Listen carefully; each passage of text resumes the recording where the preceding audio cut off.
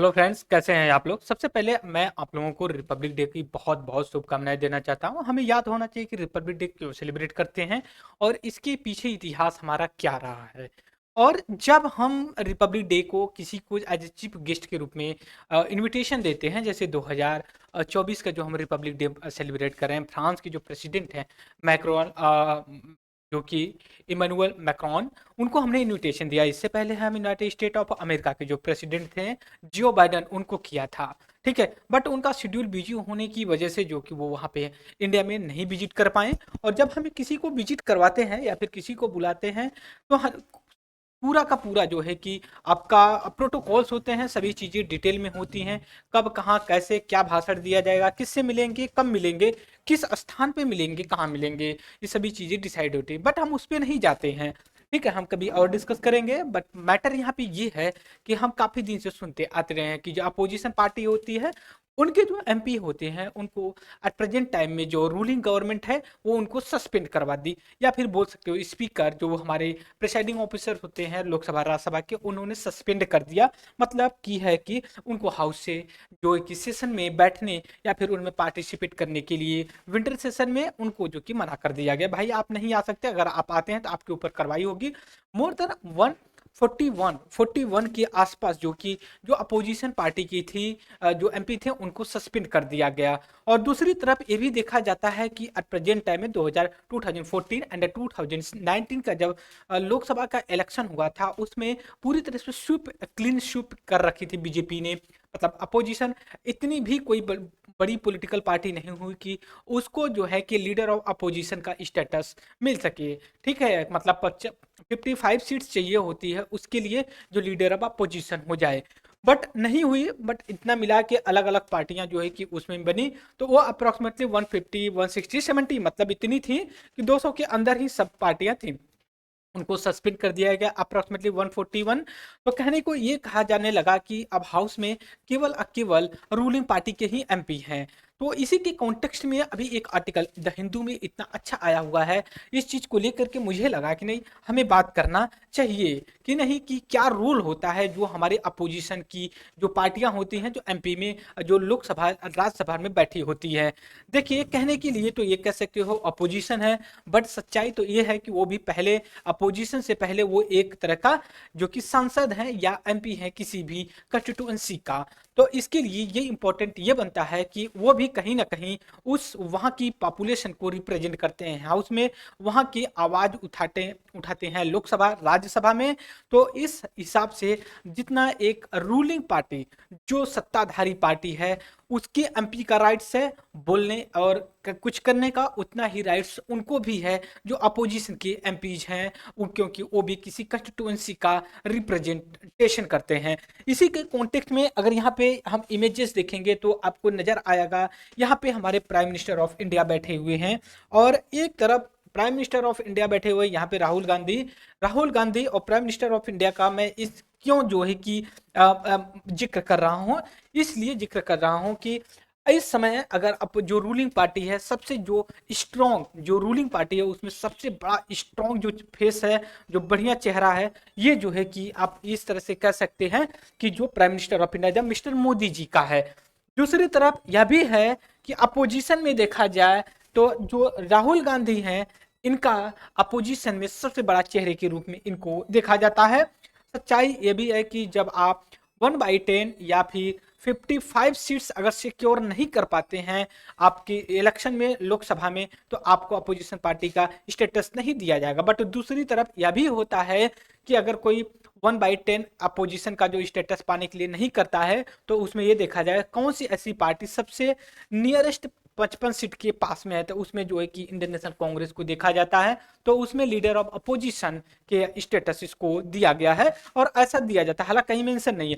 तो हमारे लिए इंपॉर्टेंट यही था कि इसको इसको देखना था। दूसरी तरफ ये भी इंपॉर्टेंट होता है कि इंडिया की जो सिस्टम है, गवर्नमेंट का सिस्टम है, ये कैसा है? हम हमेशा जानते हैं कि पार्लियामेंट्री फॉर्म ऑफ गवर्नमेंट है, या फिर prime ministerial form of government है, या फिर कहते हैं कि जब हम देश आज़ाद हुआ तो parliamentary form of government accept किए। दूसरी तरफ यह भी कहा जाता है संसदीय व्यवस्था को जो हम जो एक्सेप्ट किए उसको जो कि हटा करके प्रेसिडेंशियल राष्ट्रपति टाइप ऑफ द गवर्नमेंट जैसा यूनाइटेड स्टेट ऑफ अमेरिका में है उसको जो कि लाना चाहिए। बिल्कुल लाना चाहिए। हर एक चीज़ का अपना अपना एक यूनिकनेस होता है, बढ़िया फीचर्स होता है। कुछ लोगों की अच्छाइयाँ होती है, कुछ उसमें बुराइयाँ होती है। अगर पार्लियामेंट्री फॉर्म ऑफ गवर्नमेंट 70 साल से चली आ रही है तो उसमें भी कहीं ना कहीं उसका एक योगदान रहा है। और कुछ असुविधा और कुछ जो है कि असंतुलन की वजह से आप ये कहें कि नहीं ये व्यवस्था पूरी तरह से खत्म है, इसको बदल करके दूसरा लाना चाहिए, तो ये तो संभव नहीं हो पाएगा। इंडिया में आएगा, हो संभव हो पाएगा, बट बहुत माथापच्ची करना पड़ेगा। जैसे हम वन नेशन वन इलेक्शन के बारे में बात कर रहे हैं, कहा जाता है कि वन नेशन वन इलेक्शन के बारे में कि 81% जो सिटीजन्स हैं वो जो कि वन नेशन वन इलेक्शन को प्रेफरेंस देना चाहते हैं, वो चाहते हैं कि वन नेशन वन इलेक्शन जो कि कंडक्ट करवाया जाए। तो हालांकि ये तो डाटा डिबेटेबल हो सकता है, कंट्रीब्यूटेड हो सकता है, डिस्प्यूटेड हो सकता है, बट हमारा टॉपिक वो नहीं। हमारा टॉपिक ये है अपोजिशन का रोल जो है कि पार्लियामेंट्री फॉर्म ऑफ गवर्नमेंट में क्या होता है। अगर मैं यहाँ पे आप लोगों से बात करना चाहूँ कुछ लेकर के डाटा, यहाँ पे बहुत अच्छा आर्टिकल लिखा गया है, अमल चंद्रा के द्वारा लिखा गया है, अशरफ निहाल के द्वारा लिखा गया है। जो अमन चंद्रा है एक ऑथर है, पॉलिटिकल एनालिटिक कमेंटेटर है पॉलिटिकल के, और जो अशरफ निहाल है ये जो है कि आपका साउथ एशिया एनालिस्ट एंड कोलुमनिस्ट के जो कि ये है। तो अब इसमें जो आर्गूमेंट दिया जा रहा, आर्गूमेंट ये दिया जा रहा है कि नहीं पार्लियामेंट्री फॉर्म ऑफ गवर्नमेंट या फिर इस तरह के सिस्टम में जो अपोजिशन होती है उसका रूलिंग पार्टी से कहीं भी कम नजर नहीं आता है इनकी भूमिका। बात समझ गए? उनकी भूमिका क्यों नहीं आती है, इस वजह से बात करते हैं। ये कुछ उदाहरण देते हैं। उदाहरण क्या देते हैं कि जो अपोजिशन की एमपी हैं, शशि थरूर सर की बात करते हैं ये, ठीक है, शशि थरूर सर की बात करते हैं। एक सेकंड मैं यहाँ पे आपको दिखा रहा हूँ, थोड़ा सा मैं जूम इन करूंगा, ये एक सेकंड। ये पहले शशि थरूर सर की बात करते हैं। हम सभी लोग, शशि थरूर कोई साधारण व्यक्ति नहीं है। अगर हम बात करें शशि थरूर को लेकर के तो कोई साधारण व्यक्ति नहीं। तो आप कहेंगे क्या भगवान है? तो भगवान तो नहीं मान सकते, लेकिन ये है कि आदमियों में जो एक वैरायटी होती है एक बहुत कम लोगों में मिलती है, जो शशि थरूर सर में है। इंडियन भारतीय विदेश सेवा में इन्होंने नौकरी किया, आईएफएस रहे हैं।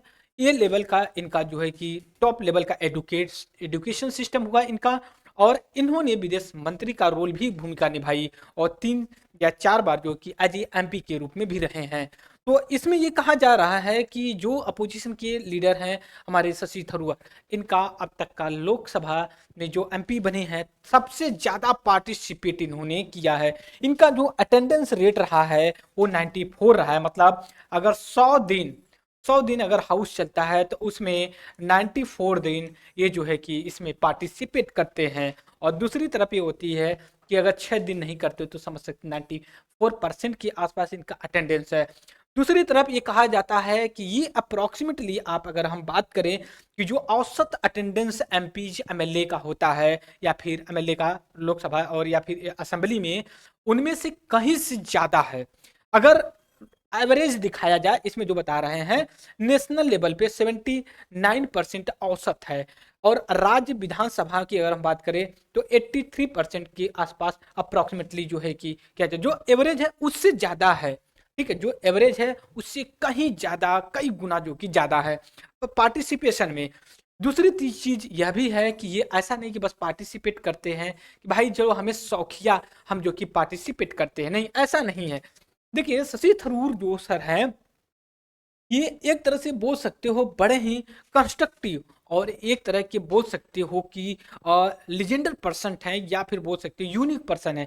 ये अप्रोक्सीमेटली अच्छे अच्छे मतलब एक कम से कम 13 जो है कि प्राइवेट मेंबर बिल जो कि सबमिट किया था बहुत अच्छी-अच्छी बिल्स सबमिट किया था अगर हम बात करें यहाँ पे तो लेकर के। हालाँकि इसको दरअसल शशि थरूर को संसद रत्न अवार्ड 2000 में किया गया था शशि थरूर सर को। लेकिन इन्होंने जो क्वेश्चन कुछ पूछा हुआ था प्राइवेट मेंबर बिल में लेकर के आया हुआ था, कुछ क्रूशियल बिल थी, क्रूशियल टॉपिक पे लेकर के थी। दूसरी तरफ एक और हमारे एमपी हैं जिसको कहते हैं एस जो मानी। एस ज्योतिमाती लोकसभा के जो कि कांग्रेस के ही मेंबर हैं। इनका औसत रिकॉर्ड है 74%, ये भी मतलब अच्छा खासा है। दूसरी चीज ये है कि ये एड्रेस करती हैं बहुत से ऐसे जो कि इशू को लेकर के, जैसे एम्प्लॉयमेंट को लेकर के इन्होंने बात किया, फिर उसके बाद अमेंडमेंट ऑफ द कॉन्स्टिट्यूशन को भी लेकर के बात किया, उसके बाद बजट में डिस्कशन किया और इंफ्रास्ट्रक्चर पे भी बात किया, फ्लड रिलीफ पे भी बात किया। और इन्होंने 190 सवाल दागे सरकार से, 190 सवाल इन्होंने सरकार से पूछा। और वो जो सवाल था उसमें रिन्यूएबल एनर्जी को लेकर के पूछा था, एग्रीकल्चर को लेकर के पूछा था, एजुकेशन के बारे में पूछा था, हेल्थ केयर के बारे में पूछा था, सोशल जस्टिस के बारे में भी पूछा था। जोशी मनी जो है इन्होंने कुछ मेंबर बिल्स भी जो है कि इंट्रोड्यूस किया था। उसमें क्या था, मैस्चुरेलन हाइजेनिक पैटर्नेट बेनिफिट बिल था, इसको जो है कि इशू किया था। तीसरे व्यक्ति हैं प्रोफेसर मनोज कुमार झा सर, ये राज्यसभा के एमपी हैं, राज्यसभा में से बिलोंग करते हैं, बिहार से आते हैं और जेडीयू से जो कि संबंध रखते हैं पार्टी से। और दूसरी तरफ ये है कि इन्होंने 97%, समझ सकते हो, अब शशि थरूर सर को भी क्रॉस कर गए। शशि थरूर जो कि 94 ही थे, 97% इनका पार्टिसिपेशन रेट रहा है। और इन्होंने 347 क्वेश्चन सवाल जो कि उनसे पूछा था सरकार से। और दूसरी तरफ यह भी है कि इन्होंने एक राइट टू हेल्थ बिल भी किया था, उसके प्रिवेंशन ऑफ टॉर्चर बिल भी जो कि पब्लिश मतलब इशू किया था और उस बारे में किया था। ऐसे कई जो है कि रहे हैं हमारे एमपीज एमएलए। तो अब यहाँ पे बात ये आती है कि चलिए ठीक है, अपोजिशन का इतना अच्छा सवाल करते हैं, आर्गुमेंट करते हैं। तो अब इसमें देखिए जो रूलिंग पार्टी है इस समय की, और जब पहले विपक्ष में थी तो उसके लीडर ने क्या किया, हमारे हमारे बीच नहीं रहे, बट इतना जरूर है कि वो उनका आज भी योगदान हमारे पार्लियामेंट्री फॉर्म ऑफ गवर्नमेंट में है। वो कहते हैं अटल बिहारी वाजपेयी सर कहते हैं कि एम्फेसाइज मतलब जोर दीजिए उस पे अपोजिशन के कोलोबरेशन के रूप में। अगर अपोजिशन स्ट्रांग रहेगी तो डेमोक्रेसी और स्ट्रांग होगी। और लेकिन अब इस समय में जो वही पॉलिटिकल पार्टी रूलिंग में है उसका कहीं ना कहीं खंडन करती है, इस चीज को लेकर बड़ा अफसोस है। दूसरी तरफ अब हम थोड़ा सा डाइवर्ट करेंगे अब कि पार्लियामेंट्री फॉर्म ऑफ गवर्नमेंट में कैसे काम किया जाता है और कैसे होता है। भारत देखिए एक पार्लियामेंट्री फॉर्म ऑफ गवर्नमेंट है, यहाँ पे मैं लेके चल रहा हूँ, क्या है, इंडिया, ठीक है, इंडिया, इंडिया क्या है, एक आपकी, ठीक है, parliamentary entry form of government है, ठीक है। इस चीज को लेकर के हम बात करें, पार्लियामेंट्री फॉर्म ऑफ गवर्नमेंट की बात करते हैं, ये एक तरह से रिलेशन होता है। रिलेशन मतलब जैसे हमने कहा पार्लियामेंट्री फॉर्म ऑफ गवर्नमेंट को लेकर के, यहाँ पे जैसे हमने कहा कि पार्लियामेंट होती है, ठीक है, पार्लियामेंट होती है, और ये कितने लोगों से मिलकर के बनती है, 3 लोगों से मिलकर के बनती है, हम बचपन से पढ़ते आ रहे हैं। किससे मिलकर के बनती है, पहला जो व्यक्ति है, यहाँ पे हम कलर चेंज करेंगे, ठीक है, पहला व्यक्ति है जो ये आपका, ये मिलती है प्रेसिडेंट, प्रेसिडेंट से मिलकर के बनती है। और दूसरा जो मिलता है आपका लोकसभा से मिलकर के बनती है। और तीसरी जो होती है आपकी राज्यसभा से मिलकर के बनती है। हालांकि प्रेसिडेंट एक तो इंडिविजुअल है ये, लेकिन लोकसभा राज्यसभा एक ग्रुप ऑफ द एमपीज का है। और इन्हीं में से निकल करके आते हैं काउंसिल ऑफ मिनिस्ट्री जो कि बनती है। और काउंसिल ऑफ मिनिस्ट्री जो होती है ये आपकी जरा कहते हो लोकसभा के प्रति कंप्लीटली इंडिपेंडेंट, या फिर बोल सकते हो कि रिस्पॉन्सिबल होती है। अगर इसने अपना कॉन्फिडेंस, ठीक है, कॉन्फिडेंस अगर लॉस कर देती है लोकसभा में तो इसको जो कि डिवाइड मतलब तुरंत ही डिसकंटिन्यू कर दिया जाता है। फिर अलग पॉलिटिकल पार्टी या फिर अलग सरकार पॉलिटिकल पार्टी को इनवाइट किया जाता है प्रेसिडेंट के द्वारा कि आप उसमें बनाइए। और अपोजिशन का रोल मैं बता दूं कि रोल ऑफ, ठीक है, रोल ऑफ अपोजिशन, अपोजिशन कहाँ पे, इन पार्लियामेंट्री, ठीक है, पार्लियामेंट्री फॉर्म ऑफ गवर्नमेंट में होता है। देखिए अगर गवर्नमेंट, अगर मान लीजिए जैसे मैं बताऊं 2004 से लेकर के 2014 तक, फिर 2014 से लेकर के 2024 जो चल रहा है यहाँ तक, अंतर क्या रहा है और चीजें क्या बदली, इसमें क्या कि कंप्लीट मेजोरिटी में रही है, कंप्लीट मेजोरिटी में सरकार रही है बीजेपी की, एनडीए कह सकते हैं, एनडीए नेशनल डेमोक्रेटिक अलायंस। और 2014 4 से लेकर के 14 तक यूपीए की यूनाइटेड पार्टी अलायंस की जो रही है, इसमें देखिए मिनोरिटी में रही, अब बहुत पार्टियां मिलकर के बनाई, तब भी उसके बावजूद भी 2005, 2006, 2007 मतलब मनरेगा एक्ट लाया गया, फॉरेस्ट राइट एक्ट लाया गया, राइट टू एजुकेशन लाया गया, राइट टू फूड एक्ट लाया गया 2013 में, वगैरह वगैरह लाया गया।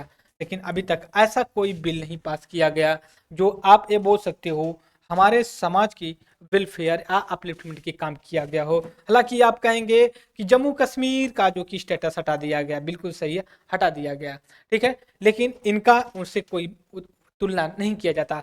इंटरनल सिक्योरिटी एक्सटर्नल सिक्योरिटी के पॉइंट ऑफ व्यू से इंपॉर्टेंट है। उसके बाद जीएसटी एक्ट लाया गया, जीएसटी एक्ट वही एक्ट लाया गया जो इन्होंने शुरू किया था, बहुत से एक्ट लाए थे। तो इस कॉन्टेक्स्ट में ये है कि अपोजिशन का पार्लियामेंट्री फॉर्म ऑफ गवर्नमेंट में स्ट्रॉन्ग रहना, मजबूत रहना बड़ा ही अच्छा होता है किसी भी देश के लिए। जो पार्लियामेंट अगर आप सस्पेंड कर दिया तो ये कहीं ना कहीं दुख की बात होती है। तो मेरा ये यही ऑब्जेक्टिव था, आपको एक ब्रॉडर कॉन्सेप्ट में समझाने का कि कैसे हम चीज़ों को एनालिसिस करते। तो आज के डिस्कशन फ्रेंड्स इतना ही करूंगा, फिर नए सेक्शन में आएंगे, तब तक के लिए थैंक यू डिस्कशन।